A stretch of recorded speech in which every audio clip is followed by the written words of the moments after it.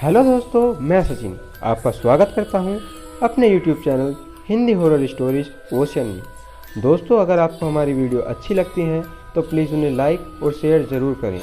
और अगर आपने अभी तक हमारे चैनल को सब्सक्राइब नहीं किया है तो प्लीज़ जाकर अभी चैनल को सब्सक्राइब कर लीजिए।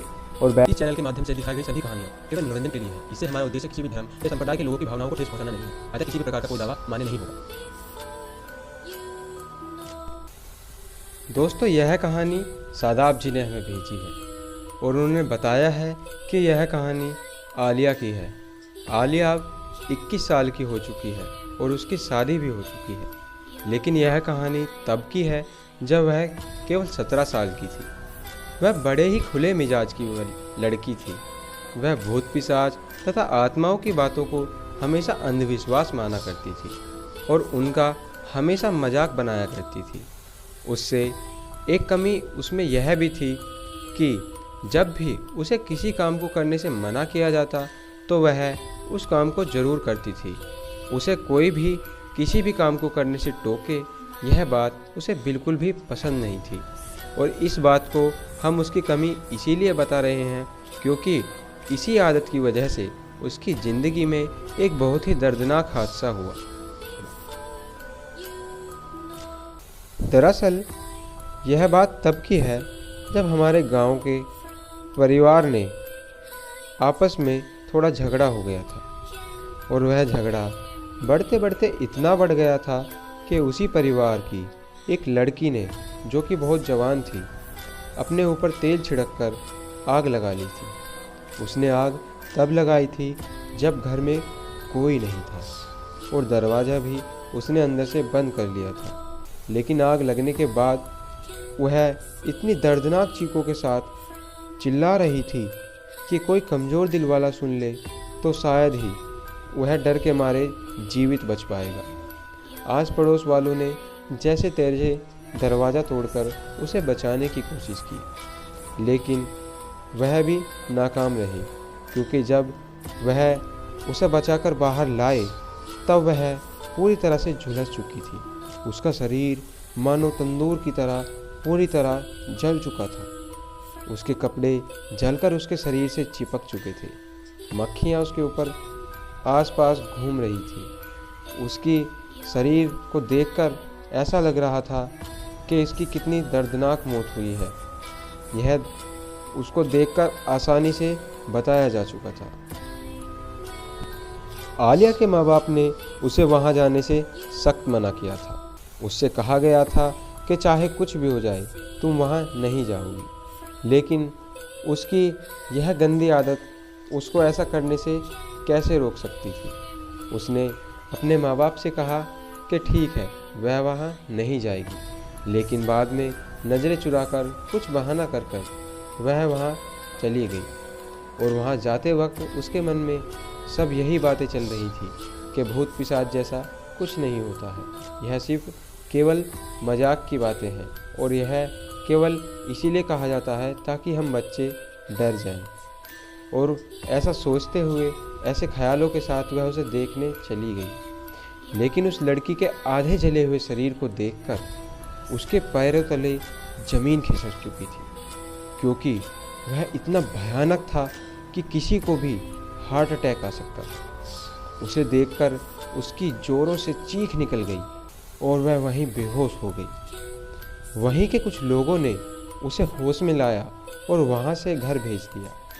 अब आलिया का बर्ताव बिल्कुल बदल चुका था। उसे रातों को नींद नहीं आती थी और अगर आती तो उसे वही जली हुई लड़की कभी तो पड़ी हुई दिखाई देती, तो कभी उसे ऐसा लगता कि कोई जलती हुई लड़की उसे अपनी तरफ खींच रही है और उसे भी उसी आग में जलाने की कोशिश कर रही है।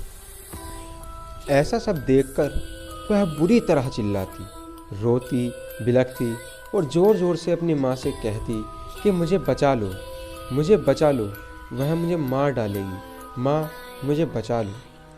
इसकी इन्हीं हरकतों से अब सभी परेशान हो चुके थे। अब आलिया इतनी कमज़ोर हो गई थी कि उसका बोलना, चलना, फिरना सब बंद हो गया था और वह बिस्तर पर आ चुकी थी।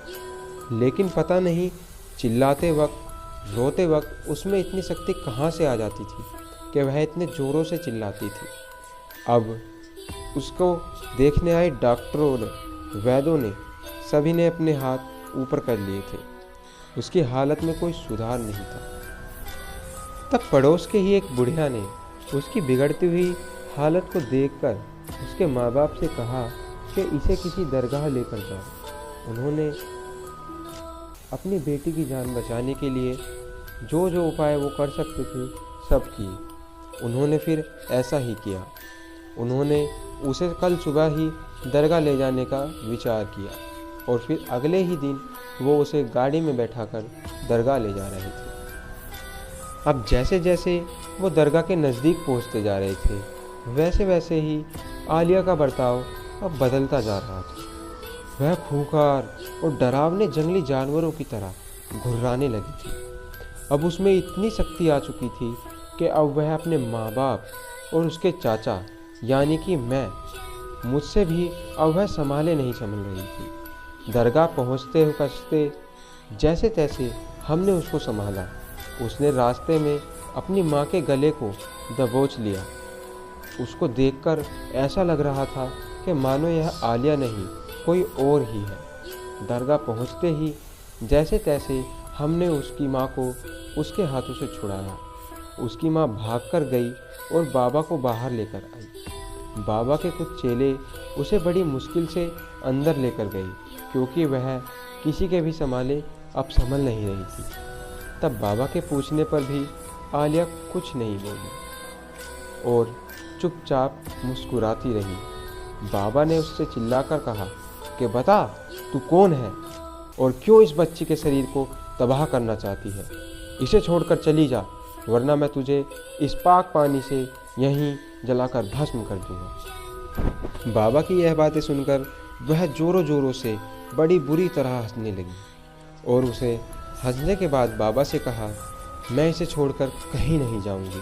तू चाहे कितनी भी कोशिश कर ले पर मैं इसे अपने साथ ही लेकर जाऊंगी। यह सुनकर बाबा बोले, तू ऐसे नहीं मानेगी। बाबा ने कोई राख उसके ऊपर डाली तो तेज आवाज़ में वह बिलख बिलख कर रोने लगी और ऐसा दिखाने लगी जैसे वह बहुत ही मासूम है। उसके ऊपर बहुत ज़्यादा जुल्म किए जा रहे हैं। यह देखकर उसकी माँ उसकी तरफ दौड़ी, लेकिन बाबा ने बड़ी सख्ताई से कहा कि यह कितनी भी रो ले, कितनी भी चिल्ला ले और चाहे कितनी भी तड़प ले, लेकिन इसके पास कोई नहीं जाएगा क्योंकि यह वह रूह इससे करा रही है। इतना सुनकर उसकी माँ पीछे हट गई। यह देखते ही उसे गुस्सा आ गया था और उसने आलिया यानी खुद के शरीर को तड़पाना शुरू कर दिया था। उसने उसके शरीर पर बहुत सारे घाव दिए। कभी वह जाकर दीवार से टकरा जाती तो कभी ज़मीन से ज़ोर ज़ोर से अपने सर को पटकने लगती। अब आलिया के शरीर से बहुत सारा खून बह रहा था और उसके चेहरे पर भी बहुत सारी चोटों के निशान आ चुके थे। लेकिन इसको देखकर उसके माँ बाप और यानी कि मैं बहुत घबरा गए थे और अब आंसू हमारी आंखों से रुकने का नाम नहीं ले रहे थे। हमें देखकर बाबा ने हमें समझाते हुए कहा कि अब आप इस बच्ची के साथ इस पाक दरगाह में खड़े हैं। वह रूह इस बच्ची को केवल घायल तो कर सकती है लेकिन यहाँ पर वह उसे मार नहीं सकती। और हमको यह समझाकर बाबा ने हमें बाहर भेज दिया और दरवाज़ा अंदर से बंद कर लिया। दरवाज़ा अंदर से बंद करने के बाद अंदर क्या हुआ यह तो मैं नहीं बता सकता क्योंकि दरवाजे के अंदर क्या हो रहा था कुछ समझ नहीं आ रहा था। लेकिन हाँ, इतना ज़रूर बता सकता हूँ कि अंदर से बहुत ही भयानक आवाज़ें आ रही थी।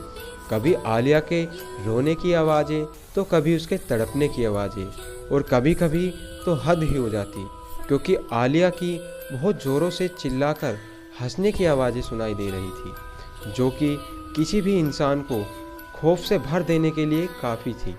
लेकिन कुछ देर बाद सन्नाटा पसर गया और बिल्कुल शांति हो गई।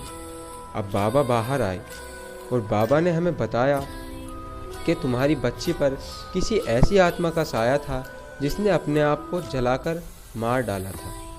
हमने चौंक कर बाबा से कहा कि बाबा अगर ऐसा था तो उसने कभी हमें यह बताया क्यों नहीं कि वह उस लड़की को देखने गई थी। बाबा बोले कि वह बताती तो तब जब वो रूह उसे बताने देती। उस रूह ने उसकी बोलती ही बंद कर दी थी। बाबा ने कहा कि मैंने उसके शरीर पर एक धागा बांध दिया है और यह धागा उस दिन तक खुलना नहीं चाहिए जिस दिन उस लड़की ने अपने आँख को जलाकर मार डाला था।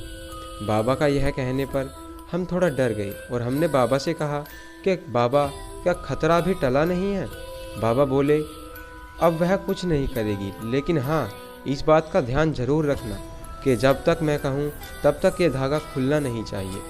जिस दिन वह लड़की मरी थी उस दिन के बाद चाहो तो धागा खोल सकते हो। लेकिन इस हादसे ने आलिया को अंदर तक झंझोड़ कर रख दिया था। वह इतनी ज़्यादा सहम गई थी कि आज उस घटना को 5 साल हो चुके हैं, लेकिन फिर भी आलिया ने उस धागे को अपने शरीर से अलग नहीं होने दिया। तो दोस्तों, यह थी हमारी आज की कहानी और आशा करता हूँ आपको हमारी कहानी पसंद आई होगी। दोस्तों, इस कहानी से हमें शिक्षा मिलती है कि हम किसी चीज़ के अस्तित्व को माने या ना माने, लेकिन हमें कभी भी उस बात का मजाक नहीं बनाना चाहिए और हमेशा अपने माँ बाप की बात ज़रूर माननी चाहिए। इसी कहानी के साथ आपसे विदा लेता हूँ।